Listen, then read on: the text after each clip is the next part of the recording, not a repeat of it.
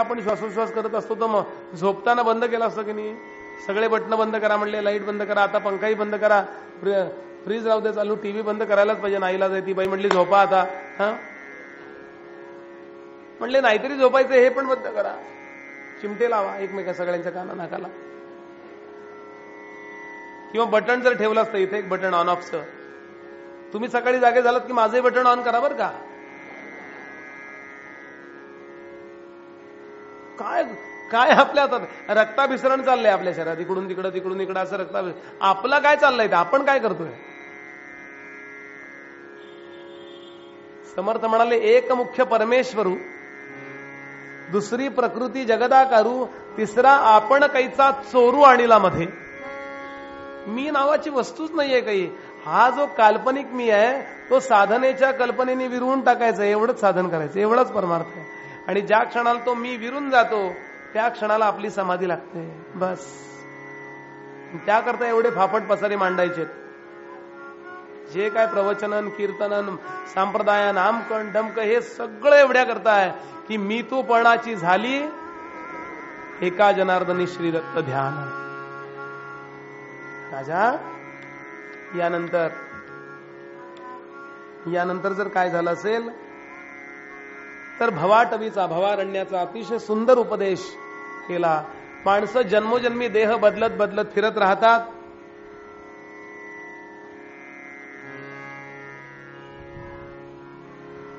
आणि नवीन देह धारण केल्यानंतर त्यांना असं वाटत नाही की बास आता पुरे. गंमत अशी की बंधन वाटत नाही, हा प्रॉब्लेम आहे. किंवा हे सोडावं, शांत बसावं आणि आत्मज्ञान करून घ्यावं. म्हणजे काय बघा तुम्ही बारकाईनं, माणसाची दुःख झाल्याशिवाय खरा परमार्थ करावा वाटत नाही माणसाला. हा प्रपंच दुःखमय पटावं आणि मग परमार्थ करतो आपण, तरी करत नाहीच.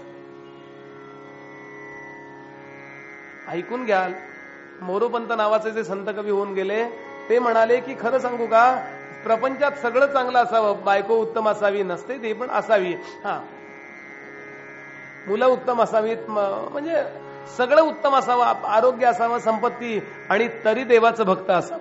काहीतरी डिफिशियन्सी आहे म्हणून देवाला शरण जाणं हे काही फार चांगलं नाही हो. म्हणून मोरोपंतांचे आर्य आहे. मोरोपंत म्हणाले, संतती संपत्ती असता, संतती संपत्ती असता, ज्याची वृत्ती सदा हरी चरणी. सगळं चांगलं आहे आणि प्रामाणिक परमार्थ करतो. संतती संपत्ती असता, ज्याची वृत्ती सदा हरी चरणी. मग तो मुक्तची झाला, मग तो मुक्तची झाला, न लगे त्याला धरावया स्मरणी. रामा रामा रामा हरे हरे रामा रामा रामा रामा सीतापते रामा रामा रामा रघुत्तमा रामा रामा रामा रामा हरे हरे रामा रामा.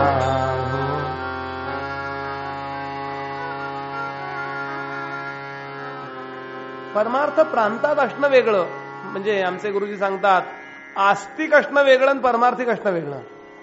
आम्ही देव मानतो, इथं नाही काम होत आहे. आम्हाला हे मान्य आहे की लवकर उठून व्यायाम केला पाहिजे, तब्येत सुधारेल का एवढं वाटण्यानी. खरं आहे बुवा म्हणले, दूध प्यायला पाहिजे, चहा वगैरे नको प्यायला. खरं आहे, खरं आहे म्हणजे मला तुम्ही खरं आहे म्हणून उपयोग नाही. तुम्ही ते केलं तर तब्येत सुधारणार आहे. औषध गोळ्या आणल्या एकानी, आणि औषध गोळ्या आणल्यानंतर त्या देवघराच्या दारात ठेवल्या.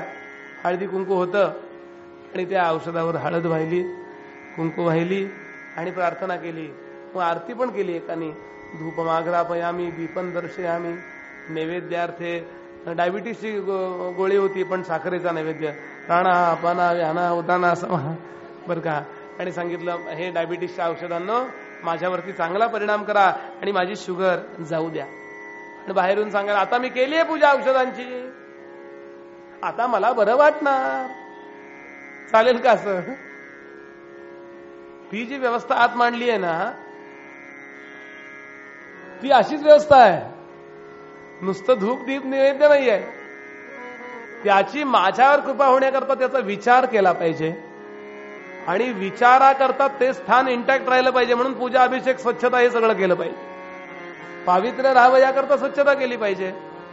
बरं का, माझ्याकडनं स्तुती आणि पाण्याची सेवा व्हावी. काहीतरी पाणी ही सेवा अशी आहे की आपण कोणालाही पाणी देऊ शकतो. पितरांनाही पाणी देतो, शंकरालाही पाणी देतो, ऋषींनाही पाणी द्यायचं. बरं, जरा प्रसन्न वाटावं म्हणून उदबत्ती आहे, अंधार नको म्हणून दिवा आहे. पण ती ट्रीटमेंट आहे आपली भवरोगाची ट्रीटमेंट म्हणून त्याचंही नाव भव आहे. नमो भवायच, आपला भवरोग बरा करतो. असा का सांगतो मी आपल्याला? हे सगळं समजावून सांगितलं. आणि यानंतर एक विचित्र अध्याय आलाय. विचित्र अध्याय. काय विचित्र अध्याय आहे तो अध्याय आहे जगामध्ये नरक किती प्रकारचे आहेत हे सांगणारा तो अध्याय आहे. नरक किती प्रकारचे आहेत ऐका.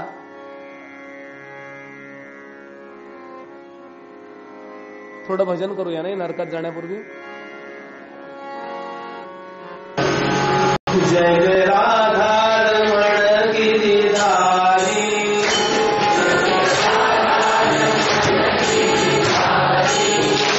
जय जय राधा रमण गिरिधारी,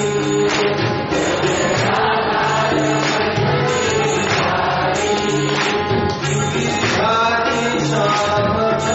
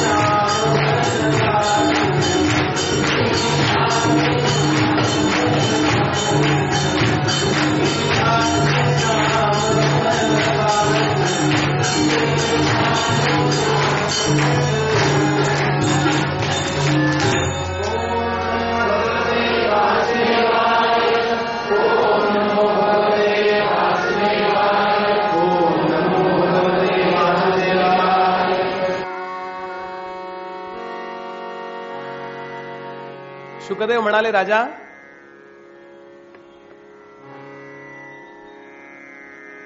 आणि याकरता या जीवांचं जे या प्रपंचात आसक्त होणं आहे त्याला वैतागून भगवंतांनी काही व्यवस्था निर्माण केली जेणेकरून हे जीव पुन्हा स्वच्छ होतील अशी व्यवस्था. त्याला नरक असं म्हणतात. नरकांना वाईट समजू नका. नरक ही गोष्ट वाईट नाही. नरक ही आपलं प्रारब्धातलं पाप मायनस करणारी गोष्ट आहे. देवाच्या जवळ नेणारी गोष्ट आहे. उदाहरण सांगेन मी आपल्याला. आपण माय मावल्या स्वयंपाकघरामध्ये काही फडकं ठेवता, एखादं नॅपकिन असा ठेवता की त्याचा उपयोग भरा काही समजा स्वयंपाक असतो, पटकन भराभर करायचा असतो स्वयंपाक, कारण टीव्ही बघायचा असतो. गंमत बरं का. मग कढई पुसायची असते, धुतलेली असते, घासलेली असते भांडीवालीनं, पण तरी पण एकदा आपण त्याच्यावर फडकं मारतो आणि ठेवतो. तेल ओतलं, हाताला लागलं, खाली सांडलं, पटकन त्याच फडक्याने पुसून घेतो. हळदीचे हात त्याला, तेलाचे हात त्याला, पटकन ताट काय म्हणजे पटकन भराभर ते फडकं असं असतं मल्टीपर्पज. पण असं ते फडकं खराब झालं, घाण झालं, ते फाटलेलं नसतं, चांगलं असतं, टाकून द्यायचं नसतं, उपयोगाचं असतं. मग तुम्ही काय करता? थोडंसं पाणी उकळतं एका पातेल्यात, कडकत पाणी, त्याच्यामध्ये थोडं एरियल टाकता, बरोबर आहे ना? आणि मग कडकडीत पाण्यात त्या पावडरीत तो नॅपकिन, ते फडकं तुम्ही 1 दिवस किंवा काही 2 तास भिजत टाकता. कोकणातला शब्द फुगत टाकता. आणि 2 तास भिजलं की वेळ झाली, आता झालं की लगेच बाथरूम मध्ये टाकताना चांगला खास खास खास त्या ब्रशनं, काटे असतात त्या ब्रशला, बरोबर आहे ना? म्हणजे मला हे घरी नेहमी करावं लागतं म्हणून सांगतो. तुमच्या समोर प्रवचन बिवचन, घरी गेलं की सगळा समान कायदा. सौभाग्यवती सांगतोय बघा, काल तुम्ही गावावरून आलाय तर आज सकाळपासून सगळं समान, स्त्री पुरुष समान आहे ना. समान म्हणजे एक काम तिनं करायचं, एक काम मी. मग पहिल्यांदा मी उठतो, मग ती उठते, मग मी बाहेर जाऊन दूध घेऊन येतो, मग ती गॅस पेटवते, मग मी त्याच्यावर पातेलं ठेवतो, मग ती त्याच्यात पाणी टाकते, मग मी त्याच्यात चहा टाकतो, मग ती त्याच्यात साखर टाकते, मग मी चहा गाळतो, मग ती पिते, मग मी कप बशा विसळतो. एक काम तिनं, एक काम मी.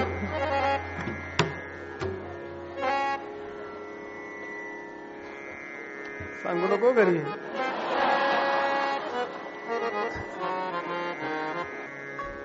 जरा हलकं वाटलं ना, गंभीर झालं सगळं. मला सांगा, आपल्याला जखम झाली, त्याच्यावर कडक पाणी ओतलं तर काय वाटेल? उकळतं पाणी अगदी असं कडकडीत, केवढा चटका फोड बसेल. आणि जखम, त्याच्यावर जर एरियल पावडर किंवा सोडा टाकला तर काय वाटेल? जखम झाली पायाला, हाताला, त्याच्यावर कोणी काटेरी ब्रश जोरात मारलं तर काय वाटेल? आणि पुन्हा आपण ते आपटतो, असं जर आपल्याला धरून कोणी आपटलं तर काय वाटेल? पण मला आपण सांगा, मी असं म्हणू, तुम्ही त्या फडक्यावरती नाराज असता म्हणून हे सगळं करता का? असं म्हणू, तुम्हाला अजून तो फडका पाहिजे असतो, तुम्हाला त्याला स्वच्छ करायचा असतो म्हणून तुम्ही ते करता? काय म्हणायचं? कळलं नरकाचा अर्थ? एक्झॅक्टली भगवंत आपल्या करता हे करतो. तो विचार करतो, हा जीव जरा घाण झालाय, त्याला स्वच्छ करूया, म्हणून तो कुंभीपाक नावाच्या नरकात आपल्याला भिजत टाकतो, चांगला उकडतो. आपल्याला काय बरं नाही वाटत, त्रासच होतो. किती प्रकारचे नरक आहेत ऐका.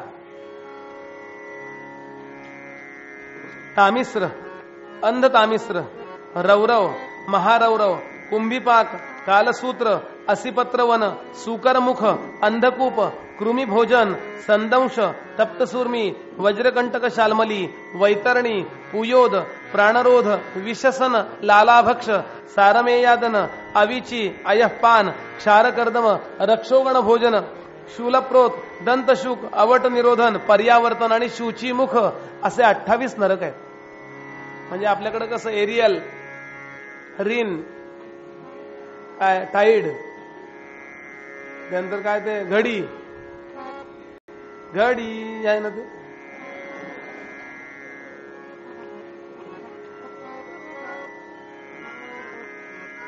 Weight and dry cleaners. मग काय पाप केल्यावर कुठल्या नरकात जावं लागतं ऐका, त्याचा पण तपशील दिलाय. बरोबर सांगतो मी, 1-2-5 मिनिटात हा विषय उरकणार आहे, आणि पुढे 2 कथा थांबायच्या आणि सांगायचं आहे. 8:30च्या दरम्यान, 8:30 ते 9:45 मध्ये थांबायचं आपल्याला. हे संपायची खात्री दिली ना की माणसं जरा बसायचे धीर त्यांना येतो.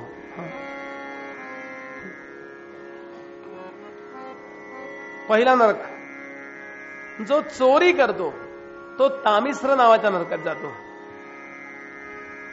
जो व्यभिचारी आहे तो अंध तामिश्रामध्ये जातो. जो परद्रव्यावर पोट भरणार आहे, स्वतः कष्ट नाही करत, आयत, तो रौरव नावाच्या नरकात नाही, रौरव नावाच्या नरकात जातो. जो निरुपकारी आहे, काही काही माणसं असतात ना जगात, त्यांचा काही उपयोग नाही, कुणाला काही नाही उपयोग. ते म्हणले काय काम आहे, बाहेर व्हा.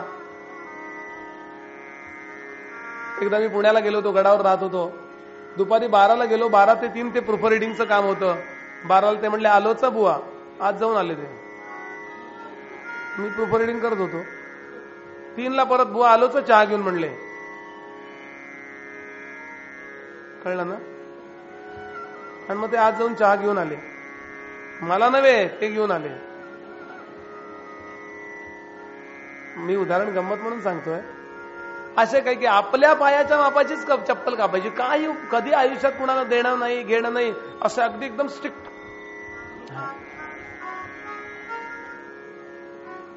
आपल्या जवळ असताना जो लोकांना मदत करत नाही तो कुठल्या नरकात जातो, तर म्हणाले महारौरव नावाच्या नरकात. माझ्या अंगात ताकद आहे, या आजोबांना बॅग उचलत नाहीये, मी त्यांना बॅग उचलायला मदत करणं शक्य आहे, तरी मी उचलत नाही, महारौरव निश्चित. काय काय लोक असे असतात बघा, अजिबात नाही म्हणजे कुणाला नाही. एक माणूस पडला विहिरीत आणि ओरडत होता, मला काढा बाहेर, मला काढा बाहेर, असं काठ धरलेला होता. तिथनं एक माणूस चालला होता, तो त्याने पालथा झोपला असा बाजूला. कर्नाटकात विहिरीच्या याच्या बरोबर असतात, जमिनी बरोबर बघा, म्हणून असा पालथा झोपला. द्या म्हणला, द्या, हात द्या, हात द्या, काढतो बाहेर, हात द्या, काढतो बाहेर. तो काही हात द्यायला तयार नाही. त्या पडलेल्याला ओळखणारा एक जण तिथनं चालला होता. त्यानं पाहिलं हात दे म्हणतोय, तो देत नाहीये. तो म्हणला तुम्ही त्याला बाहेर काढू इच्छिता का. हो म्हणला, तोच म्हणतोय मला बाहेर काढा. मी मगाचपासून त्याला हात दे सांगतोय, तो देतच नाहीये. तो म्हणला तुम्ही त्याला दे म्हणताय, त्यामुळे त्याला दे हे क्रियापदच माहित नाहीये. दे म्हणजे काय अर्थच माहित नाही त्याला. तुम्ही त्याला घे म्हणा, म्हणजे तुमचा हात तो हातात घेईल, मग त्याला बाहेर काढा. साहित्यिक विनोद आहे हा. काही काही लोक असे अजिबात गुन्हा करता, काही करायचं नाही. अशा लोकांना महारौरव नावाचा नरक. पुढचा 5वा मुद्दा, निर्दयी असतात काही काही लोक. मी असं ऐकलंय, दक्षिणेतला जो चंदन तस्कर होऊन गेला, त्याला पोलीस पकडायला लागले हेलिकॉप्टर मधून. त्याची मुलगी तानी रडत होती. तिच्या रडण्यानं मला हे पकडतील म्हणून सपकन तिनं मान उडवली त्याची. म्हणे आपल्या मुलीला, सख्या मुलीला ठार, असं मी ऐकलंय. खरं जर असेल हे, तर अशा प्रकारे जे वागतात निर्दयी, त्यांना कुंभीपाक नावाचा नरक मिळतो. आई वडिलांची सेवा न करणारा जो आहे त्याला कालसूत्र नावाच्या नरकात जावं लागतं. आई वडिलांची सेवा केलीच पाहिजे, इलाज नाही त्याला काही. त्यांची आपण सेवा घेतली आहे ना, कर्तव्य आहे भाग, उपकार नाही. काही म्हणले आई वडील आमच्याकडेच राहतात म्हणजे राहिलंच पाहिजे त्यांनी. जीवनात कधी असं म्हणू नका आई वडील आमच्याकडे राहतात. आई वडिलांच्या घरात आम्ही राहतो असं म्हणा. घर तुम्ही बांधलेलं असू देत, तुम्ही कष्ट केलेले असू देत, सगळं तुमचं असू देत, पण वाणी नेहमी अशी ठेवा. आणि वाणी इन द सेन्स आतमध्ये असा भाव ठेवा की ज्यांनी मला हे विश्व दाखवलं त्यांची सेवा मी केलीच पाहिजे. नाही तर कालसूत्र नावाचा नरक. जो पाखंडी आहे म्हणजे वेद विरुद्ध वागतो त्याला असिपत्र वन नावाचा नरक. जो अन्यायी राजपुरुष आहे, अन्याय करतो राज्यावरती, हातात आहे तरी शक्य नाही, मतं नाही दिली ना तर पाणी देणार नाही असं जो म्हणतो,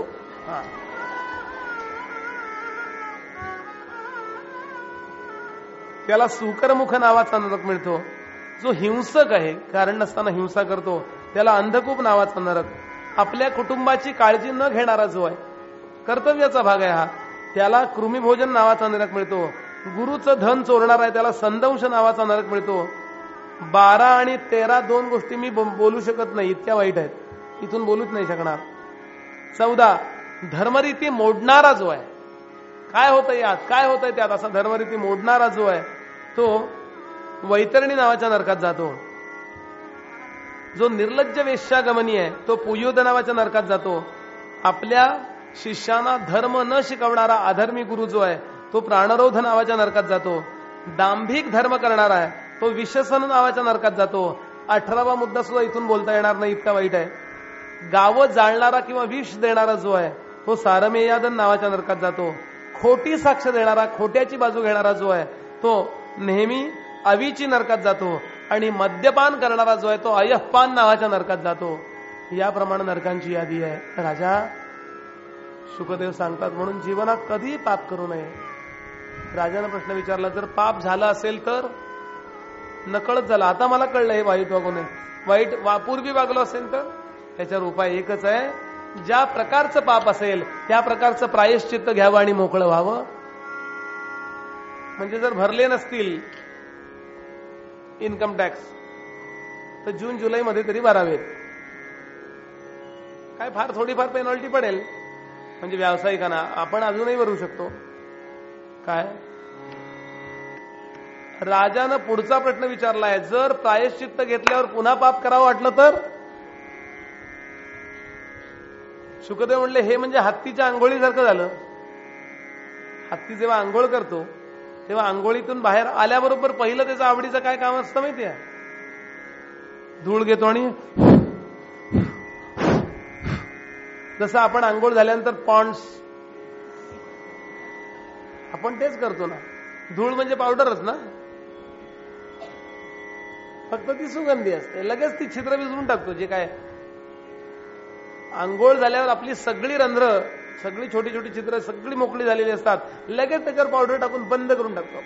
थोड्या वेळ तरी मोकळं राहू दे की नाही. असो, आपण काल्पनिक सुगंधाच्या किंवा काल्पनिक चांगुलपणाच्या स्वच्छतेच्या नादाला लागल्यामुळे असं करतो. मुद्दा मला सांगायचा आहे असा, असं वाटलं तर? म्हणून प्रायश्चित्त घेतल्यावर पाप नाहीच होतं, पण पाप वासना नाहीशी होत नाही. आणि इथे 5वा स्कंद समाप्त होतो.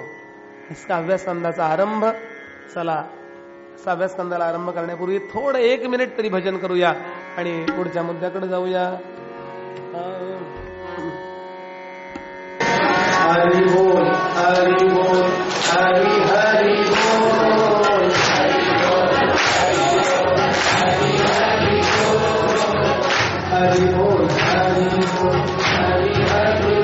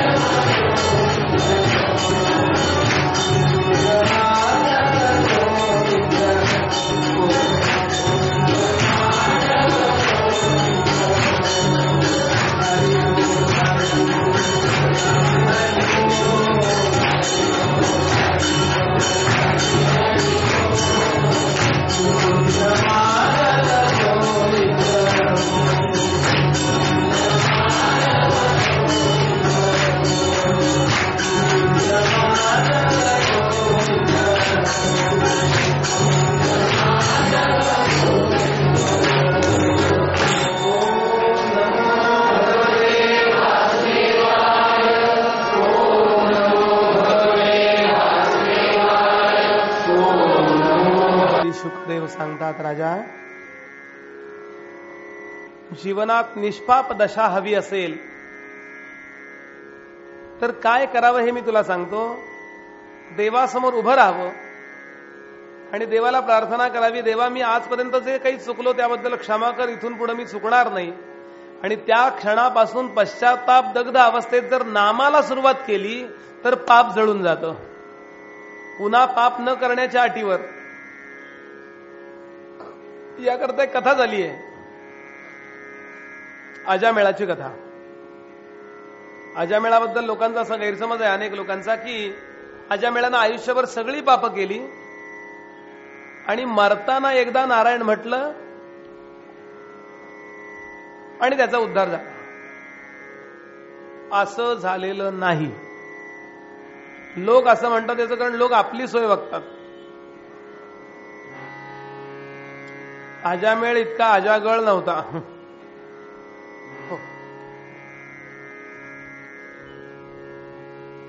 पुनश्च बाळासाहेब आलासकरांना धन्यवाद. ते आणि त्यांच्या सौभाग्यवती दोघंही आले कथेला वाढीहून आशीर्वाद घेऊन. सर्वांच्या तर्फे त्यांना वंदन करतो. अवधूत चिंतन श्री गुरुदेव. अजामेळ असं म्हणतो की देवा माझा उद्धार कर.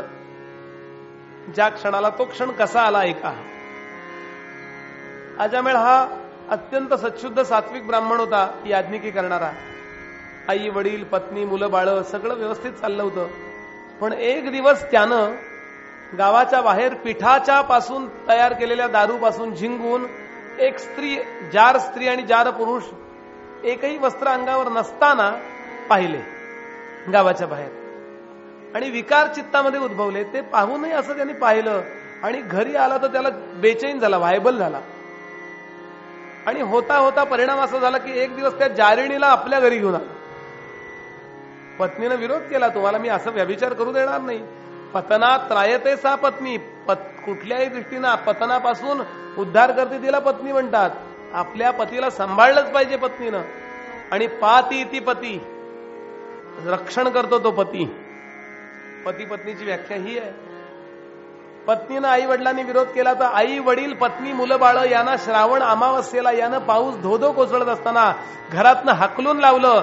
मी चुकीचं वागणार, तुम्हाला काय करायचंय, मी या घराचा ब्रेड विनर आहे. उन्मत्तपणा केला. घरातनं निघून गेले आई वडील. म्हणले नको, असं नको करूस, वाईट होईल यांनी. आणि घरातनं तेच लोक निघून गेले.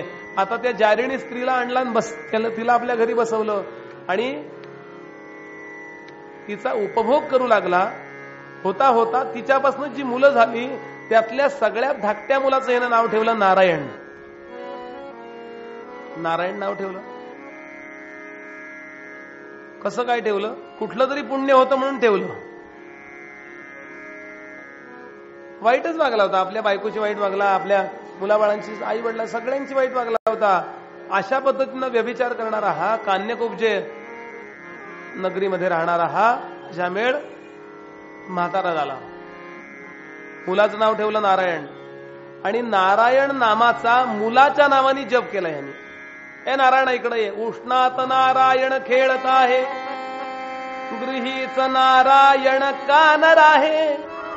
नारायणा रे मजपाज पाणी, नारायणी रंगली विप्रवाणी. नारायणा तिकडे, नारायणा तिकडे जा, नारायणा बस.